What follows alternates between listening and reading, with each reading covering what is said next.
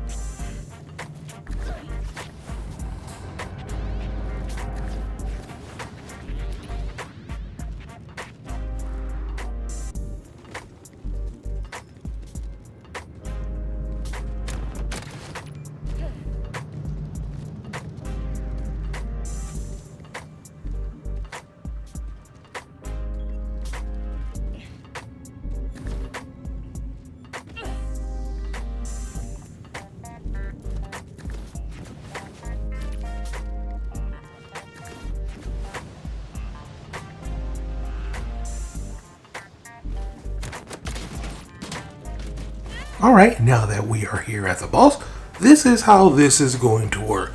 I'm going to show you how you can take out this boss, show you the most efficient way to farm him, and then I'll show you the legendary drop. Now, the thing is, when it comes to the Shadow Pelt, he can go invisible, which is very annoying, and he actually can hit really hard. So the best thing to do is to just track him the best way possible. Use your ability, it kind of highlights him a little bit, and hopefully you can take him out. And if you can do this efficiently, without any stacking damage, songbird, stuff like that, I say you can get it done in about 20 seconds, right? If you're doing this really efficiently, you stacking damage, then yeah, it could take you about 15 seconds, right? From start to finish, from getting the kill to hitting the portal. Now, to make it as efficient as possible, don't do what I'm doing, coming over here and hit the chest. Instead, leave all of your loot on the ground, let it pile up, and once you get the legendary drop, collect all your loot and then sell it. That's the most efficient way to farm this guy, because it still will take a little bit of time just due to the sliding down and him going in this, right? So it does take a little bit of time. But, like I said, if your build is in order, you can get this time all the way down to about 20 to 30 seconds. If you stack in songbird damage, or if you just got a really good build and a really good weapon, you should be able to take him out. And hopefully with Orange Jesus, you'll be able to get this to drop. Now, I've only gotten 2 of these when I was over here, and one of them came with a little bit of resistance, and the other one didn't. We got Short Circuit, Fleeting, and Trigger Happy. While the shield is full, we get Shocking Enemies. Then we have Fleeting, we get 20% movement speed, and then a whopping 28% reload speed and fire speed. First off, Short Circuit. You see the small little electrical bolts that are shooting out? This only happens when your shields are not full. Everything happens when your shields are not full, which makes it good because your shields are never full pretty much in Borderlands 4. So it does exactly what it's supposed to do. The problem is it just tickles enemies. Not cool at all. Look, it works. It just needs a buff, in my opinion. As far as the amount of shields that you get from this is all going to be dependent on, of course, your build.